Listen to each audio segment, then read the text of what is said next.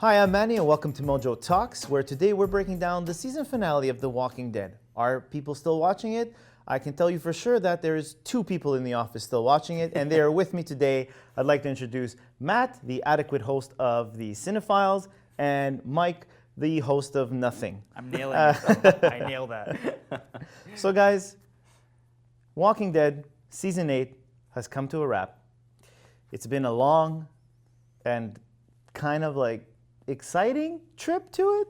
Arduous journey. So what are our thoughts? What are we thinking? Let's do a quick little recap of the season. Very quick though. Do you want to start this off? Sure. Should I? Oh my Sure, God. I'll start it off. Lots to talk about. So I was super pumped with the end of season 7, where the Alexandrians they come together with the kingdom and all them, and they fight back against Negan.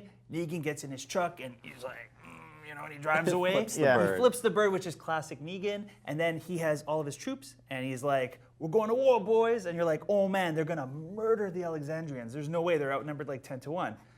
The season starts. The good guys are winning. They're winning. They trap him in his little house there. They shoot the windows. Everyone's like, "Ah, broken glass," or whatever they're doing inside.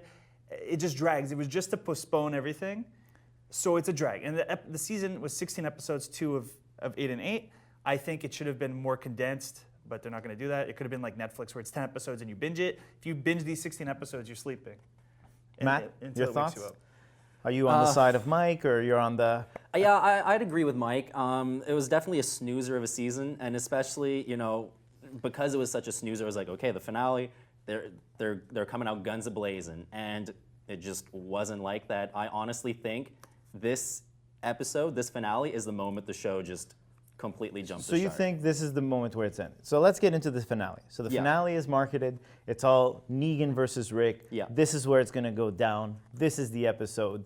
Everybody, cancel your Sunday plans, stay in. Yeah. So for me, Rick has become kind of like a likable, terrible character. It's like you understand him, but it's like, why are you making all these stupid decisions now? Like, Yeah. clean your act up. Yeah. And Negan's become a bit the comedic relief. Like they give him these terrible dialogue, these horrible one-liners, which Jeffrey D. Morgan, you execute beautifully. They're pretty damn Props good, to yeah. you for giving good, making good it deliveries. good. Yeah. Yeah. But was this episode what you were waiting for? Was this like, I'm satisfied, I can't wait?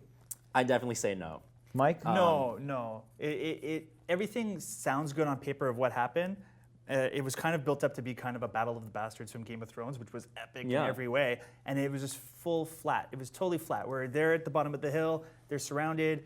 Then there's like that last minute save, and you're like, oh, what happened? And nobody dies, which is really surprising. This show is all about characters dying. Did Yeah. you kill anyone for the finale? What the heck? Yeah, there's very little emotional impact in the finale. I get what you're saying.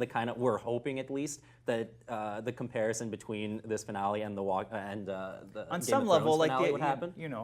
On some level. Do you find But- that you guys are finding yourselves a bit tired of these characters? Are you emotionally detached? Has the characters become a bit too much? Like for me, I think that all these characters are playing characters of what they were in past seasons. Like you kind of don't care about the arcs that these characters are going through anymore because they're introducing so many side profile characters Yeah. that the main characters tend to like, and then those characters die. Yeah. But you don't get attached to any of these people. So you're like, okay, so this guy died and it bothered you, but what does this do for the show as a whole? Like, I feel like they're giving you character developing moments that don't develop the characters, that actually move the characters backwards. Mm-hmm. Well, 2 things. First, this was the chance to clean house, kill all the characters we don't care about. Gabriel has to go. I'm tired of Gabriel. Eugene had to go. Yeah. I know they kind of gave him some sort of like he's back from the dark side, but he needs to go.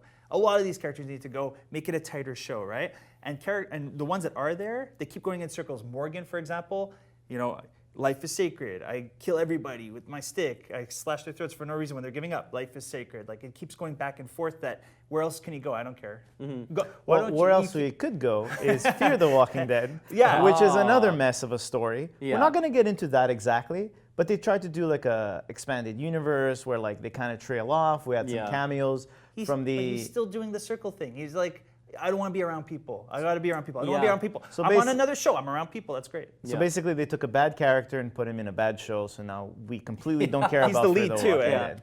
And Yeah. he's the lead now. It seems like Well, it. I'm going to be honest with you guys. I don't watch Fear the Walking Dead because it's terrible. And let's move on. So the show comes to an end. Yeah.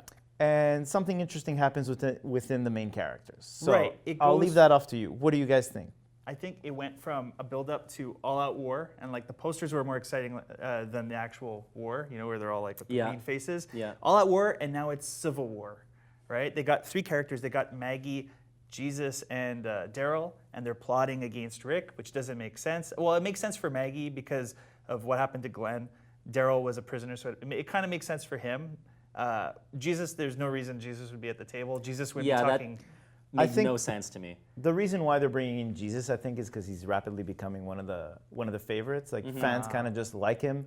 They kind of just like this character. He's a Yeah. little bit mysterious. He's always like, "Oh, I'm in a bind, but I can get out of this. Ain't no problem." But it's weird because they've built this character up to be almost like literally like a Jesus. Like, oh, I love people so much. We don't always have to kill them. There are other ways we can live together. And I feel that was a big issue in this season, and especially this season finale is just so many characters were flip-flopping between like ideologies over and over and over again, you know? And I think that, among other reasons in the finale, is why the show would jump the shark, because like you mentioned, you have Maggie, you have Jesus, and you have Daryl, who's like by far the most favorite of the whole show. They're like plotting what some would say like murder against Rick and Michonne because they let Negan live, and I just feel like, yes, I agree that having this Civil War thing kind of makes sense just so that the show goes in a different direction. Which I like. But the fact that these guys are such a tight-knit family, like literally they're a family now, but now you have these 3 guys who are going to potentially kill the leader who helped you through this whole thing through 8 that's seasons. a huge problem I have with The Walking Dead, is these back and forth kind of like disgusting character development moments, right? Yeah. So you have Rick, who's been almost like a brother to Daryl throughout the whole show, and he's like, "You're my real brother, I feel it, yeah, we have a crazy cool bond." And then you have Maggie, who has kind of always looked up to Rick after she lost her father, and he's like, "Okay, Rick is gonna steer us in the right way." Yep. I get it, you lost Glenn. And Daryl, you know, it's like, I get it, you were tortured, I understand these things. Yeah. But I doubt them going up against Rick justifies a good development of their characters. I'm Yeah. not some kind of like, you know, like crazy writer, but I just find like that for me was like the final nail in the coffin, because I'm like, I'll give the season finale a chance. Maybe Yeah. it'll get me back into the show. But when I saw that, I'm like, oh, so out of nowhere, we're just going against Rick, right? Yeah. Okay, cool, that's fine. I'm not down with it, and that's what completely detached me from Well, this show. Yeah. I didn't read it that they're going to try to kill Rick. They'll try to marginalize him or get him out. Like, you know, he has Judith. They're not going to, you know, Yeah. they're so tight. I didn't read it that way. I think Rosita should have been at the table instead of Jesus because she has a beef for Abram. Yeah. I rewatched the episode where Glenn and Abram get their heads smashed in after that finale, and I'm like, your blood's boiling as a fan. There's no way they would forgive that. Like, I understand their motivations totally, but if it does involve overthrowing Rick and potentially killing him, then I just think that's absolutely absurd. So here we are. Absolutely absurd. Okay, let's wrap this up. So pretty much, The Walking Dead, it is what it is. It's gonna go on forever. It has its own spin-off show, has its own talk show. Season Yes. 9, I'm completely detached. I gave season 8 a chance. I gave the finale a chance. I'm gone. I'm out. Here's my question to you guys. Are you guys still in? Because you're only going to have yourselves to talk about it with. So This you is guys got to true. figure out. So either you guys stay on it Can together. I host that? Can I host that? As much as I don't agree with this kind of Civil War thing, I do feel it's like a very fresh take on the story, because it's not like, oh, new group finds their home and tries to steal it, you know? So it's like a nice fresh take on it. I'm gonna give it another shot. You're Yeah. giving It's it just- another shot? It's been 8 seasons that I've been with it, so it's like it feels weird if I were to stop now. You know, it's long in the tooth. It's the 8th season, but I could give it one more season. If they go on more than one season, I'm out. Have one season where they're trying to rebuild, make all their windmills and all that stuff, deal with the Negan thing, deal with the Rick thing, and how, you know, they don't agree with him. I'll keep watching. I have my cable box, so So you're committed. You're AMC all the way. Commit me. You're kind of like, I'm in it now. We're gonna keep going, and I'm out. Guys, thanks a lot for coming on. Make sure you catch the Cinephiles Extended Cut that posts Fridays. And Mike always watches TV, so he'll be on a bunch of these. And I'm Manny. So thanks a lot for joining us, and we'll see you next time.